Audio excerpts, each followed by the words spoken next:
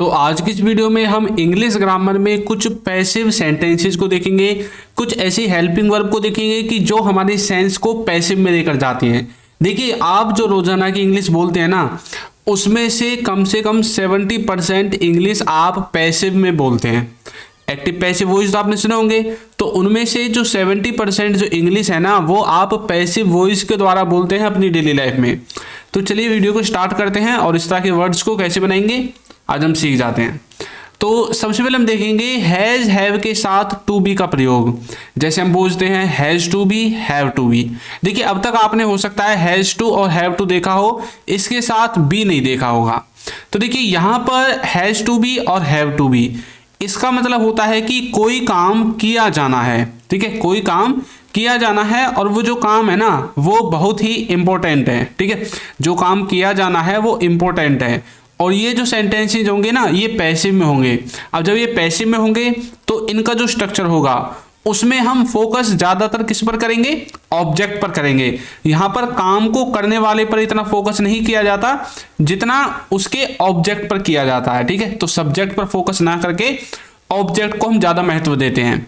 तो इसका जो स्ट्रक्चर होगा ना, उसमें सबसे पहले आपको ऑब्जेक्ट लिखना है, फिर आपको हैज और हैव इन दोनों में से किसी एक का प्रयोग करना है। अब ये डिपेंड करेगा कि आपका ऑब्जेक्ट क्या है। यदि आपका ऑब्जेक्ट है ही, सी, इट या किसी व्यक्ति का नाम, तब तो आपको हैज का इस्तेमाल करना है। इसके अलावा कुछ भी हो, सबके साथ हैव का यूज करना है। ठीक है, उसके बाद आपको लिखना है टू बी, फिर आपको वर्ब की थर्ड फॉर्म लिखनी है और उसके बाद अदर वर्ड्स। आपको एक बात याद रखनी है कि जितने भी पैसिव वॉइस होंगे सब में वर्ब की कौन सी फॉर्म आएगी? तीसरी फॉर्म, थर्ड फॉर्म आएगी। ठीक है, एग्जांपल देखिए, उसे देखा जाना है, उसे देखा जाना है, तो यहां पर मैंने लिख दिया it has to be watched, it has to be watched, उसे देखा जाना है। अब यहां पर किसे देखा जाना है ना, ये बात एक। तो दूसरी बात, किसके द्वारा, ये तो बताया नहीं गया कि उसे किसके द्वारा देखा जाना है।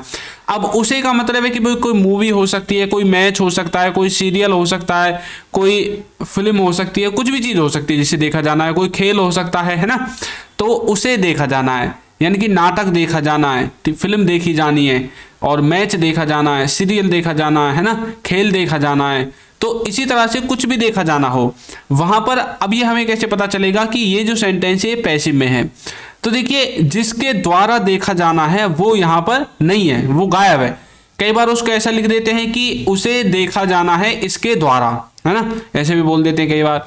लेकिन जब हम ऑब्जेक्ट पर फोकस करेंगे, उसे देखा जाना है, लेकिन सब्जेक्ट को छुपा देते हैं या फिर हम जानबूझकर उसको दिखाना नहीं चाहते, तब हम पैसिव का इस्तेमाल करते हैं। इंग्लिश बनेगी it has to be watched. अब यहां पर देखिए, इट आपका ऑब्जेक्ट है, ना कि यहां पर सब्जेक्ट है।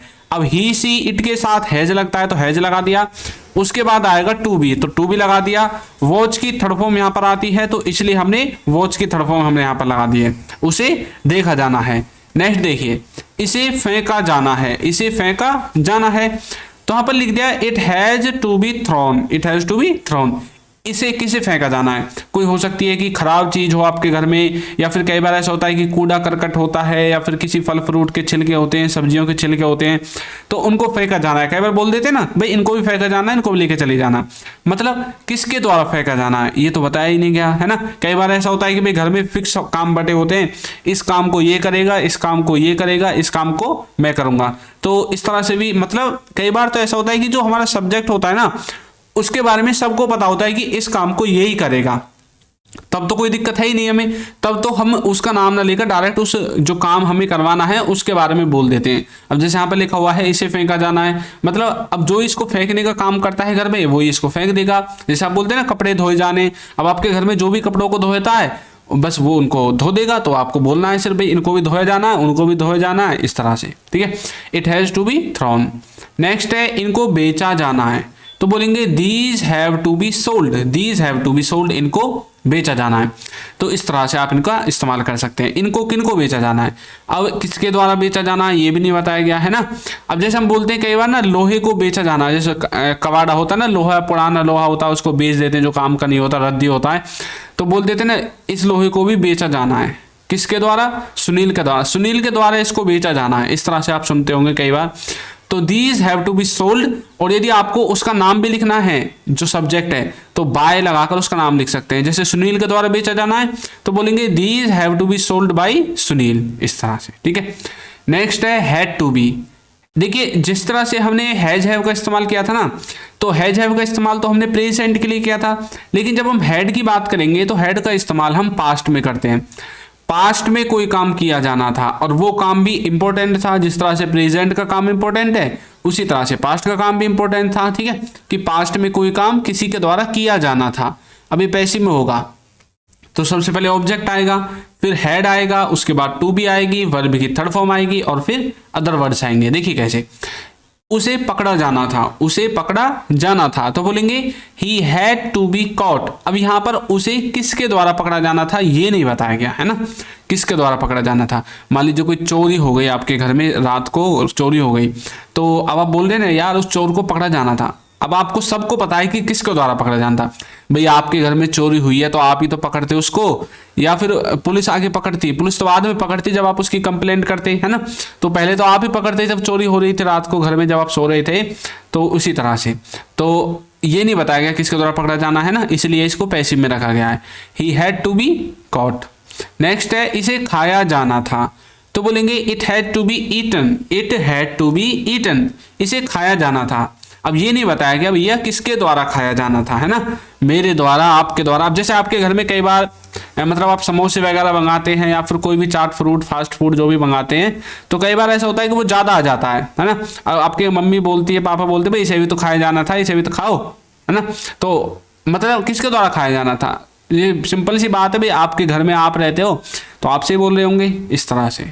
It had to be eaten. Next है इनको बेचा जाना था। अभी इसको हमने पढ़ा था हैज हैव के द्वारा, इनको बेचा जाना है। जब हमने है पढ़ा था तो वो प्रेजेंट में था और इसमें हमने हैज हैव का इस्तेमाल किया था। अब ये पहुंच गया है पास्ट में, इनको बेचा जाना था, पास्ट में किसी चीज को बेचा जाना था, तो हैड का इस्तेमाल करेंगे। बोलेंगे these had to be sold. These had to be sold, इस तरह से आप इसका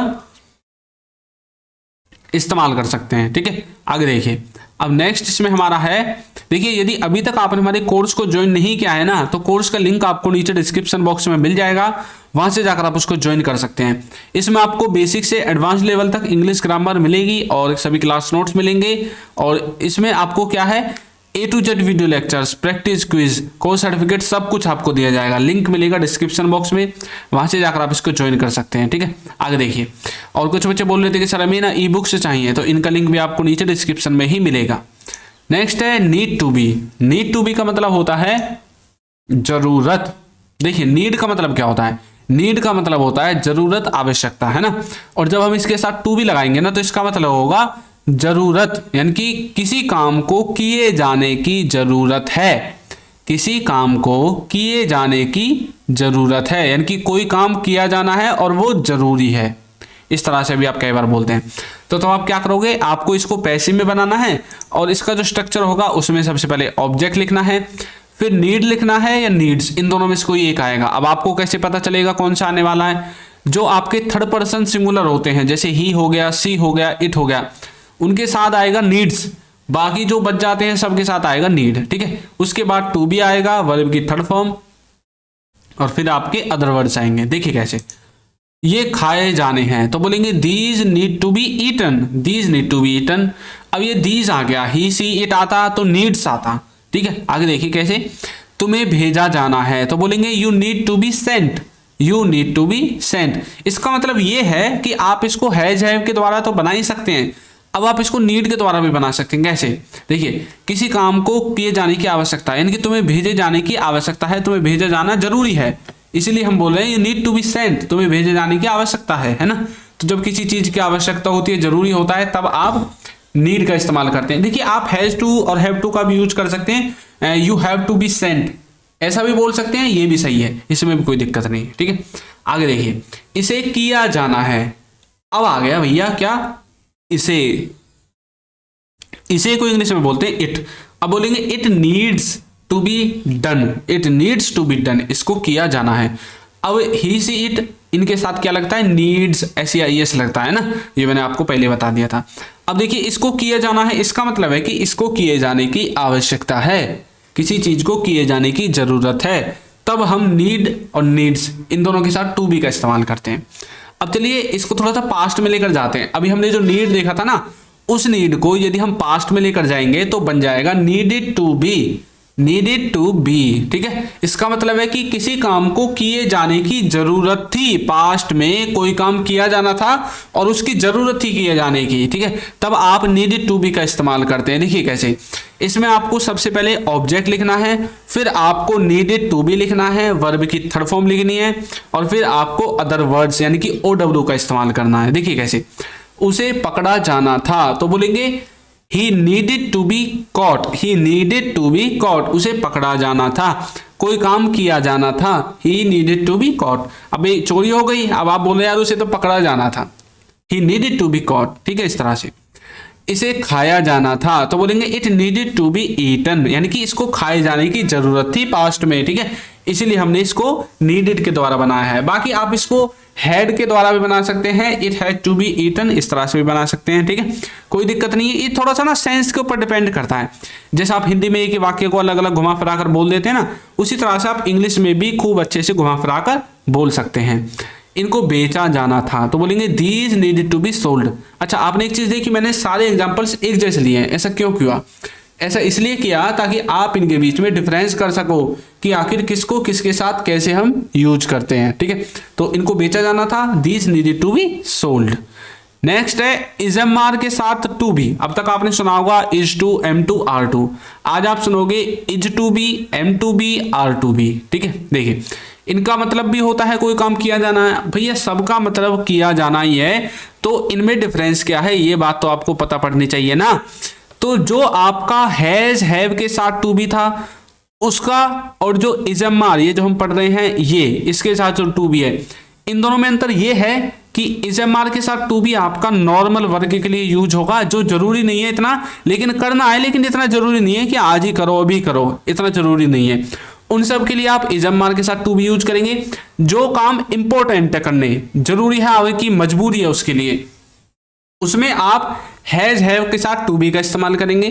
और जो काम आप जरूरत ऐसे वर्ड्स मतलब यूज करते हैं जब आप हिंदी में, जैसे जरूरी, जरूरत, उन सब को यदि आपको बनाना है तो आप इन दोनों के द्वारा भी बना सकते हैं, इजएमआर टू के भी और वाजवर के साथ, हैज हैव के साथ भी। और यदि आप उनको नीड के द्वारा बनाना चाहते हैं तो नीड के द्वारा भी बना सकते हैं। ठीक है, तो यहाँ पर जो ये कार्य है ना ये थोड़ा नॉर्मल है, यानी कि इसको इतना हम इंपॉर्टेंट नहीं देते हैं। ठीक है, देखिए कैसे इसका जो स्ट्रक्चर होगा ना, उसमें सबसे पहले ऑब्जेक्ट आएगा, फिर इजएमआर आएगा, फिर टू बी आएगा, वर्ब की थर्ड फॉर्म के बाद OW यानी कि अदर वर्ड्स आएंगे। कैसे, जूते धोए जाने हैं तो बोलेंगे shoes are to be washed, shoes are to be washed, जूते धोए जाने हैं। अब देखिए जूतों को धोया जाना जरूरी थोड़ी है, क्यों? क्योंकि हो सकता है आपके पास 4-5 जोड़ी जूते हों और आपने बोला भाई ये भी गंदे हो गए, जब भी धो जूतों को इनको भी धो देना। अब आपके पास ऑलरेडी एक्स्ट्रा जूते हैं तो आपके लिए उनको धो या मत धो, आप उन्हें तो बस बोल दिया अब नहीं तो अगली बार धो देना, अगले महीने धो देना, मेरे पास तो एक्स्ट्रा है ना। तो मतलब इतना जरूरी काम नहीं है, इतना मतलब इतना ऐसा इंपॉर्टेंट काम नहीं है कि धोने ही धोने। हाँ, यदि आपके पास एक ही जोड़ी जूते हैं और आप शाम को आए भाई अभी धो के सुखा दो, सुबह पहन के जाने, तब तो आप हैज टू बी और हैव टू बी का इस्तेमाल कर सकते हैं। ठीक है, इस तरह से आप इसका इस्तेमाल करेंगे। आगे देखिए, आगे इसमें उसे भेजा जाना है तो बोलेंगे he is to be sent, he is to be sent, उसे भेजा जाना है। मेज साफ की जानी है तो बोलेंगे table is to be cleaned, table is to be cleaned, table को साफ किया जाना है। बाई राम, राम के द्वारा टेबल को साफ किया जाना है। ठीक है, तो यदि आप उसका नाम भी लिखना चाहते हैं जिसके द्वारा किया जाना है तो आप लास्ट में बाय लगाकर उसका नाम लिख सकते हैं। ठीक है, नेक्स्ट देखिए, नेक्स्ट है वाजवर के साथ टू बी। वाजवर के साथ टू बी का मतलब होता है वही सेम टू सेम जो हैड टू बी और नीड टू बी का मतलब था, इसका भी वही मतलब है। क्या है, कोई काम किया जाना था, पास्ट में कोई काम किया जाना था, लेकिन ये नॉर्मल वर्क होगा। ठीक है, देखिए इसका जो स्ट्रक्चर है उसमें सबसे पहले ऑब्जेक्ट आएगा, फिर वाजवर आएगा, टू बी आएगा, वर्ब की थर्ड फॉर्म और OW यानी कि अदर वर्ड्स आएंगे।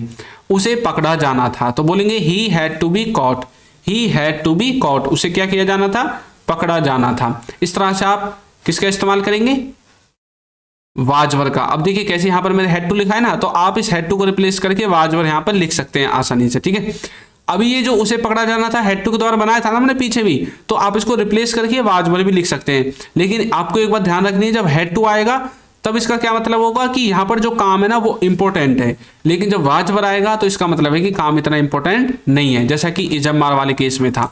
आगे देखिए, इसे खाया जाना था, तो यदि हम यहाँ पर हैड का इस्तेमाल करेंगे, it had to be eaten, इसका मतलब है कि इंपॉर्टेंट चीज है, और अब हमने वाज वर का इस्तेमाल किया है, इसका मतलब है कि नॉर्मल चीज है। It was to be eaten, ठीक है, इसको खाया जाना था। नेक्स्ट देखिए, इनको बेचा जाना था, तो बोलेंगे these were to be sold, these were to be sold, इनको क्या किया जाना था, बेचा जाना था। तो इस तरह से आप वाज वर का, इजमार का, हैज हैव का, नीड का, सबके साथ टू बी लगाकर इस्तेमाल कर सकते हैं। अब चलिए आपकी प्रैक्टिस के लिए एक सेंटेंस देता हूं, उसे पूछा जाना है, उसे पूछा जाना है, इसको आपको बनाकर कमेंट करना है कि इसकी सही इंग्लिश क्या होगी, और हमारा जो कोर्स है उसका लिंक आपको नीचे डिस्क्रिप्शन बॉक्स में मिल जाएगा। तो आपको ये वीडियो कैसी लगी है जरूर बताइएगा, और यदि अभी तक आपने हमारे चैनल को सब्सक्राइब नहीं किया है तो चैनल को सब्सक्राइब कर दीजिए, वीडियो को लाइक कर दीजिए, और एक अच्छा सा कमेंट करना बिल्कुल ना भूलें। Thank you.